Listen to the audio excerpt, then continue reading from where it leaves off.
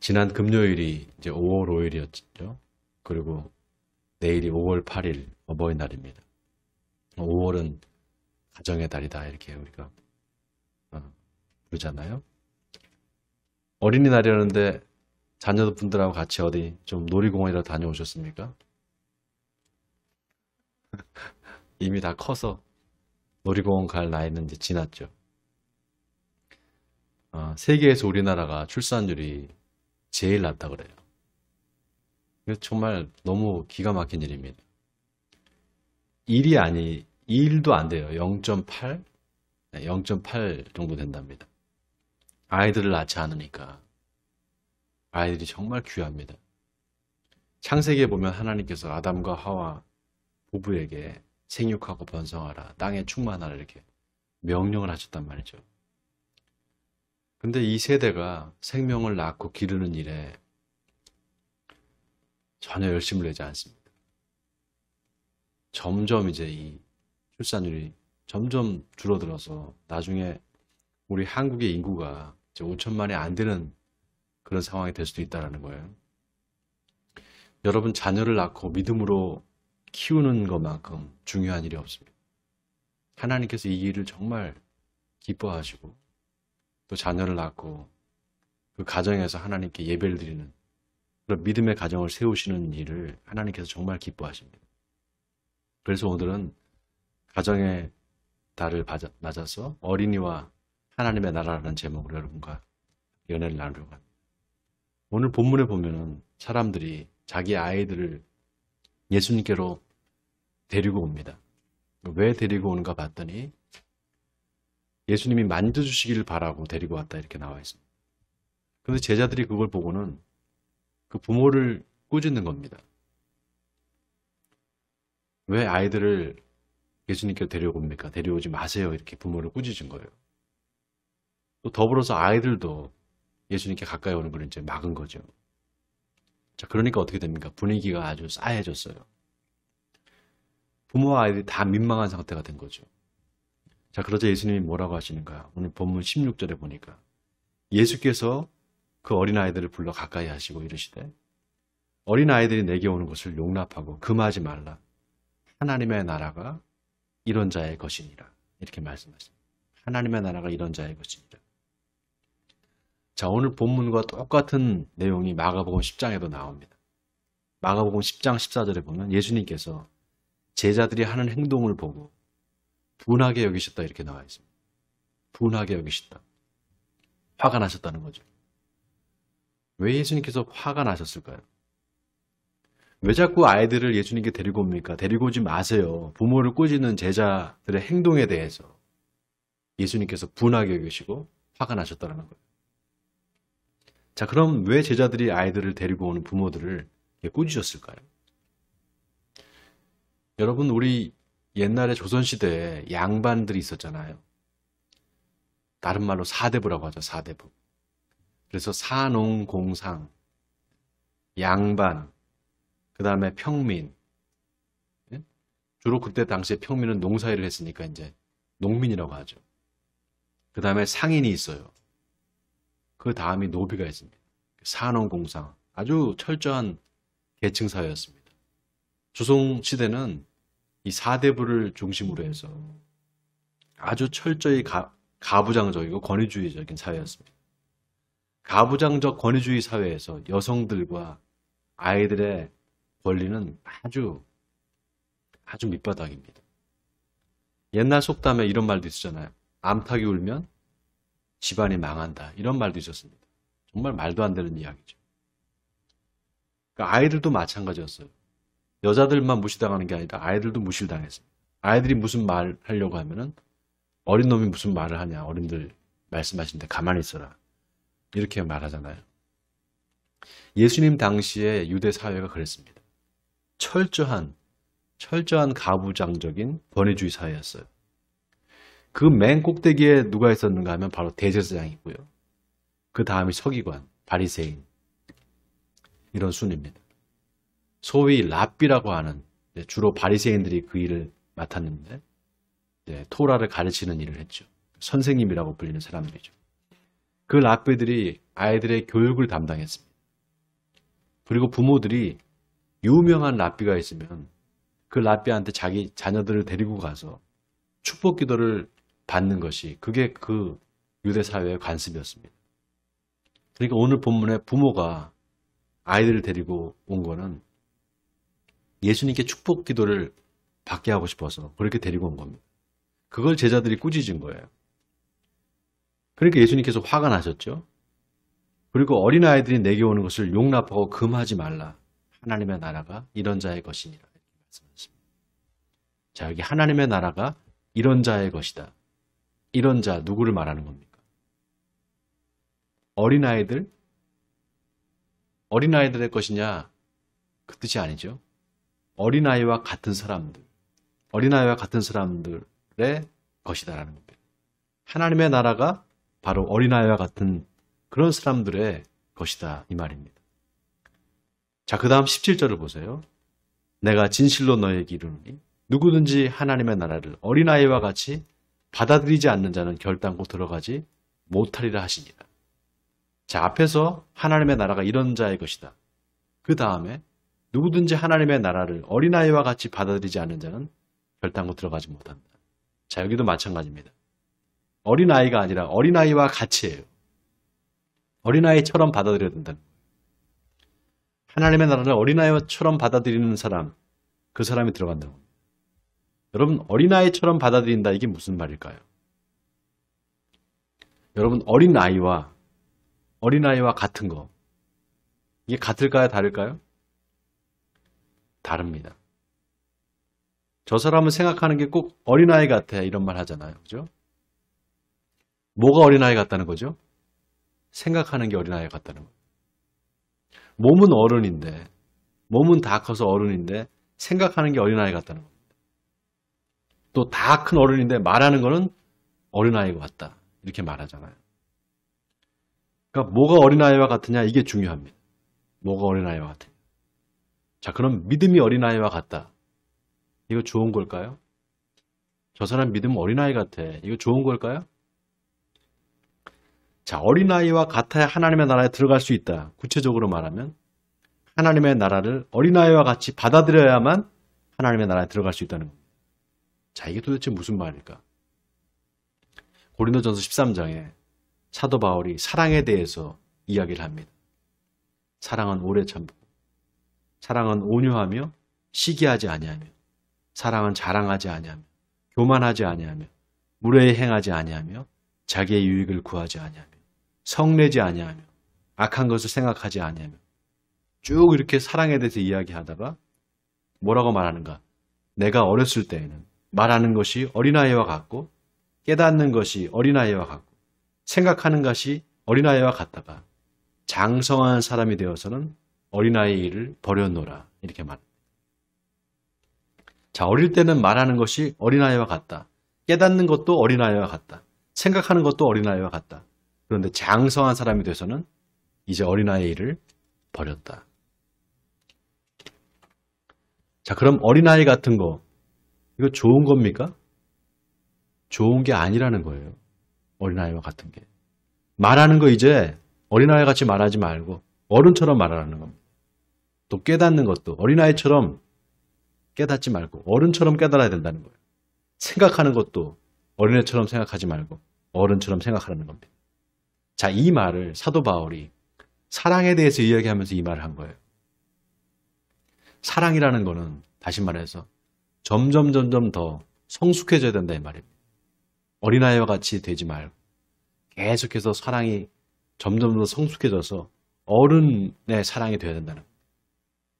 여러분, 재밌는 게 사랑이라는 뜻의 헬라어 단어가 4개가 있어요. 첫째는 스토르게라는 게 있습니다. 스토르게. 이게 부모와 자식 간의 사랑을 말하는 거예요. 부모 자식 간의 애정이라고 말할 수 있겠죠. 스토르게. 둘 때는 필리아라는 게 있습니다. 필리아. 친구 간의 사랑이에요, 이거는.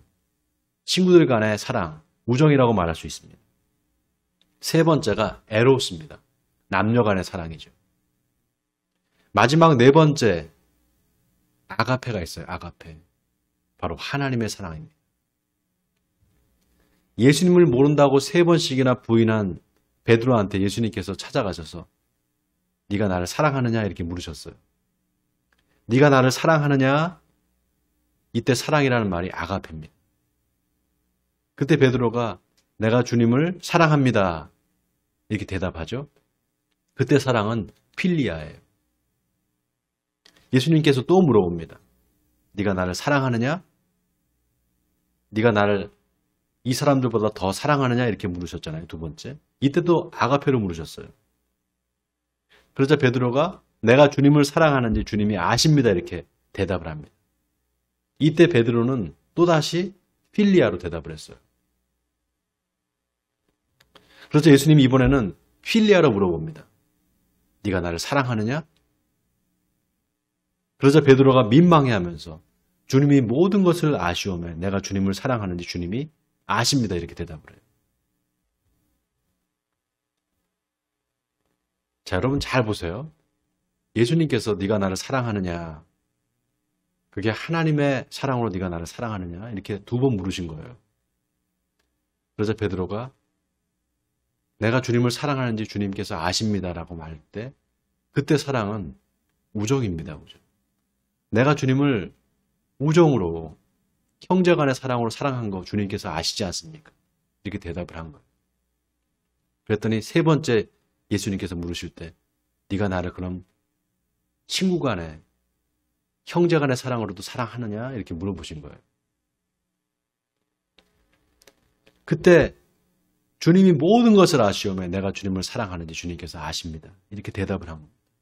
여러분, 예수님께서 베드로한테 네가 나를 사랑하느냐 묻고 나서 베드로가 내가 주님을 사랑하는지 주님께서 아십니다. 이렇게 대답할 때 그 다음에 뭐라고 말씀하시는 줄 아세요? 내 양을 먹이라 이렇게 말씀하세요. 내 양을 먹이라 내 양을 먹이라 3번이나 반복해서 말씀하셨어요. 왜 그러셨을까요? 사랑한다고 하는데 왜 갑자기 생뚱맞게 내 양을 먹이라 이 말을 했을까요? 네가 나를 사랑한다면, 네가 나를 정말 사랑한다면 그럼 내 양을 먹일 수 있느냐 이 말입니다. 네가 나를 정말 사랑한다면 내 양을 네가 먹일 수 있느냐 이 뜻이에요. 여러분, 여러분의 신앙이요 다른 한 사람을 양육할 수 있어야 됩니다. 여러분의 신앙, 한 사람의 영혼을 하나님의 말씀으로 양육할 수 있어야 돼요. 여러분, 근데 그게 지식이 아닙니다. 지식으로 뭘 가르치는 거, 이게 양육하는 게 아니에요. 여러분, 하나님이 너희들 이 성경 내용을 다 알아야만 천국에 올 수 있다 이렇게 말씀하지 않았어요. 하나님의 뜻대로 행하는 자라야 들어올 거다 이렇게 말씀하셨어요. 나더러 주여 주여 하는 자마다 다 천국에 올 것이 아니요 하늘에 계신 하나님의 내 아버지의 뜻대로 행하는 자라야 들어오리라. 뜻대로 행하는 자라야 들어온다. 여러분, 이 말은 누구든지 하나님의 사랑으로 사람을 사랑할 수 있는 사람, 그 사람이 천국에 들어올 사람이다 이 말입니다. 자, 그럼 보세요. 오늘 본문에 예수님이 너희가 하나님의 나라를 어린아이와 같이 받아들이지 않으면 결단코 들어가지 못한다 그랬습니다.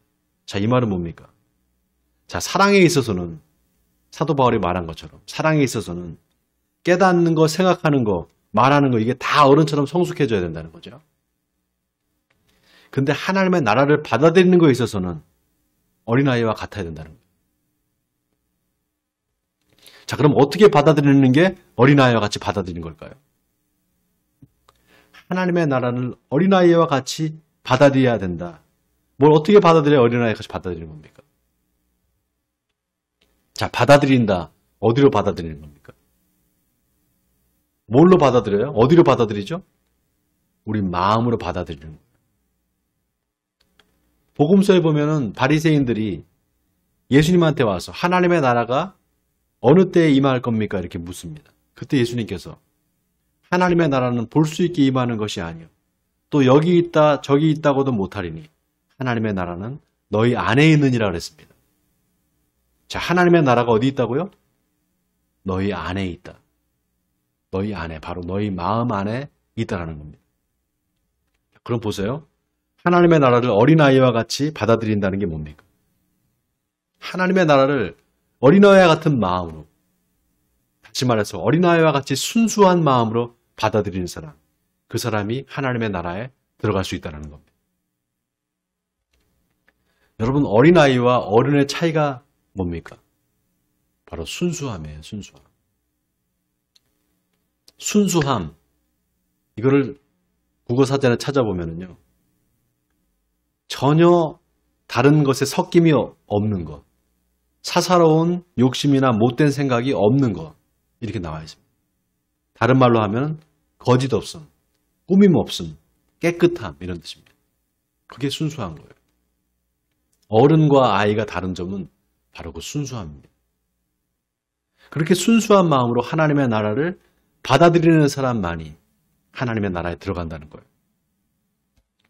또 하나 어른과 어린아이의 차이가 있어요. 그게 뭔가? 바로 겸손함입니다. 첫째는 순수함, 두 번째는 겸손함이에요. 아이들은 겸손히 자기 자신을 낮춥니다. 근데 요즘 아이들이 옛날 같지가 않아서 참 키우기가 어렵다 그래요. 요즘 아이들이. 그래도 아이들은 그나마 순수해요. 어른들보다는. 아이들이 옛날 같지 않은 거는요, 부모가 그렇게 키웠기 때문이에요. 부모 잘못입니다. 여러분, 아이는 부모를 닮아요. 그거는 뭐 100%입니다. 유전적으로 그렇게 돼 있어요. 아이들은 부모를 닮게 돼 있어요. 부모가 어떻게 가르치냐에 달려 있어요. 부모가 세상의 가치를 쫓아서 아이들을 키우면 아이들도 그걸 쫓아갑니다. 세상의 돈, 명예, 권력 이런 걸 쫓아가요. 그런데 세상의 가치가 아니라 부모가 하나님이 기뻐하시는 것, 하나님 나라의 가치를 가르치면 아이도 거기에 따라갑니다. 여러분, 성경이 뭘 위해 쓰여졌다고요? 성경이 뭘 위해 쓰여졌느냐? 바로 교육을 위해서 쓰여졌어요. 모든 성경은 하나님의 감동으로 된 것으로 교훈과 책망과 바르게 함과 의로 교육하기에 유익하니 이는 하나님의 사람으로 온전하게 하며 모든 선한 일을 행할 능력을 갖추게 하려 함이라. 여러분, 성경이 아이들을 가르치기 위해서 쓰여졌다는 것, 여러분 이거 놀랍지 않습니까? 성경이 쓰여진 목적이 그거예요. 아이들을 가르치기 위해서. 왜 성경을 가르쳐야 될까요? 바로 하나님의 나라가 성경 안에 있기 때문입니다. 하나님의 나라가 바로 이 성경 안에 있기 때문이에요. 여러분, 나라가 되려면 뭐가 있어야 돼요? 나라가 되려면 첫째 땅이 있어야 돼요. 나라가 되려면. 나라에 땅이 있어야 됩니다. 둘째는 사람이 있어야 돼요. 그 나라 백성이 있어야 되겠죠. 셋째 뭐가 있어야 되냐? 법이 있어야 돼요. 그 나라에 법이 있어야 됩니다. 자, 첫째 땅, 두 번째 사람, 세 번째 법입니다. 이 세 개가 있어야지만 나라가 돼요. 이 중에 제일 중요한 게 뭐냐? 바로 법입니다. 로마에 가면 로마의 법을 따라야 되는 것처럼 하나님의 나라는 하나님의 나라 법이 있어요. 자, 하나님의 나라라고 한다면 그 법은 누가 만들었을까요? 하나님께서 만드신 거예요. 그 법이 바로 성경입니다. 하나님 나라 법이 바로 성경이에요. 그 성경을 아이들한테 가르친다는 건 뭡니까? 하나님 나라 백성으로 사는 법을 가르치는 거예요. 어떻게 하면 하나님 나라 백성으로 살 수 있느냐? 그걸 가르치는 게 바로 성경 가르치는 겁니다. 이 땅에서 하나님 나라 시민으로 어떻게 살아가야 하는가? 그게 성경에 그대로 나와 있어요. 그래서 하나님의 나라를 어린아이와 같이 받아들이지 않으면 결단코 들어가지 못한다. 이 말이 정말 의미심장한 말입니다.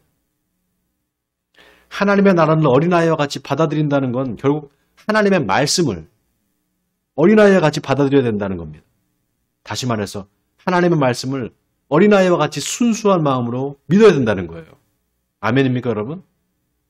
하나님의 말씀을 순수한 마음으로 믿어야 된다. 또 하나, 하나님의 말씀을 겸손한 마음으로 순종해야 된다 이 말입니다.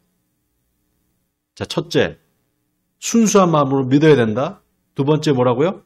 겸손한 마음으로 순종해야 된다.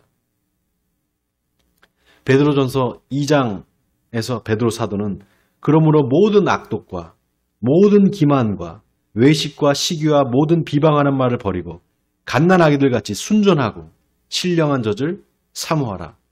이로 말미암아 너희로 구원에 이르도록 자라게 하려 함이라. 이렇게 말했습니다. 자, 갓난아기가 여러분 여기 갓난아기가 순전하고 신령한 젖을 사모하라 그랬습니다. 갓난아기와 같이 순전하고 신령한 젖을 사모하라. 여기서 강조하는 것은 갓난아기가 아니에요. 이 문장에서 강조하는 것은 순전하고 신령한 젖이에요. 여러분, 우유도 100%가 있어요. 100%가 있고요. 섞인 게 있습니다. 하나님의 말씀도 마찬가지예요. 말씀이라고 다 말씀이 아니에요. 설교라고 다 설교가 아닙니다. 순전한 말씀이 있고 불순물이 들어가 섞여 있는 그런 말씀이 있어요. 복음에도 진짜가 있고 가짜가 있습니다. 진짜를 먹으면 진짜 복음을 먹으면 내 영이 풍성해집니다. 가짜 복음, 가짜 말씀을 들으면 내 영이 황폐해져요. 순전하고 신령한 젖, 바로 하나님의 순전한 말씀, 바로 복음을 사모해야 된다는 거예요. 청중을 웃기려고 농담을 섞어가면서 웃겼다 울렸다 하는 그 설교가 듣기는 좋을지 몰라도 신앙에는 도움이 안 됩니다. 하나님이 모세를 부르시면서 내가 너를 바로에게 보내니 바로한테 가서 내가 한 말을 그대로 전하라 이렇게 말씀하십니다. 그래서 예언자와 선지자는 하나님의 말씀을 전하는 자예요. 자기 말을 하는 사람이 아니고. 인간의 말이 아니라 하나님의 말씀을 전하는 자가 예언자요 선지자입니다. 목사들도 마찬가지입니다. 하나님이 청중들한테 듣기 좋은 소리 하라고 목자를 세운 게 아니에요. 하나님의 말씀을 전하라고 세운 겁니다. 또 여러분도 사람의 말을 들으려고 여기 와 앉아있는 거 아니잖아요. 하나님의 말씀을 들으려고 앉아있는 거죠. 여러분 아멘입니까? 아이들을 왜 우리가 교회에 데리고 와야 됩니까? 하나님의 말씀을 들려주려고 데리고 오는 거예요. 만약 저와 여러분이 젖먹는 어린아이처럼 하나님의 말씀을 사모한다면 우리는 하나님의 나라에 넉넉히 들어가게 될 겁니다. 왜냐하면 하나님의 나라는 바로 그렇게 거짓 없이 순수하게 하나님의 말씀을 믿고 따르는 사람들만이 들어갈 수 있는 나라이기 때문에 하나님의 나라를 어린아이와 같이 받아들이지 않는 자는 결단코 거기 들어가지 못한다. 결단코 들어가지 못한다. 절대로 들어가지 못한다는 겁니다. 이 말씀 속에서 예수님이 얼마나 단호한 그 마음을 갖고 계신지 알 수 있습니다. 결단코 들어가지 못한다. 절대로 들어가지 못한다는 겁니다. 지난주에 우리 교회 권사님 한 분이 교회를 떠나셨어요. 너무 갑작스러워서 지금도 실감이 나지 않습니다. 저는 그 권사님이 왜 그런 결정을 내렸는지 지금도 이해가 되지 않아요. 그렇게 떠날 뿐이 아닌데 한 주 내내 제 마음이 힘들었습니다. 처음에는 이해가 안 됐다가 나중에는 막 화가 났어요. 그러면서 또 얼마나 힘들었으면 또 떠났을까 마음이 아프기도 했습니다. 그런데 기도하면서 한 단어가 생각이 났어요. 바로 사랑이라는 단어입니다. 제가 마음이 아픈 이유도 화가 나는 이유도 다 사랑 때문이라는 거예요. 내 마음에 분노가 일어나고 화가 나지만 그 사람을 사랑할 수 있느냐? 네 마음에 분노가 일어나고 화가 나지만 그 사람을 사랑할 수 있느냐? 주님이 저한테 말씀하시는 것 같았습니다. 여러분, 하나님의 나라에 들어간다는 건 바로 사랑하는 사람이 되는 겁니다.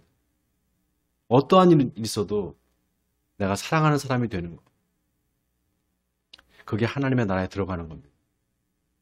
서로 사랑하라. 내가 너희를 사랑한 것 같이 너희도 서로 사랑하라. 라고 하신 그 주님의 말씀을 순수하고 겸손하게 받아들이고 순종하는 사람, 그 사람이 하나님의 나라에 들어가게 될 것입니다. 바라기는 어린아이처럼 하나님의 말씀을 사모하심으로 예수님처럼 사람들을 사랑하시되 죽기까지 사랑하시는 저와 여러분이 되시기를 주님의 이름으로 간절히 축원드립니다.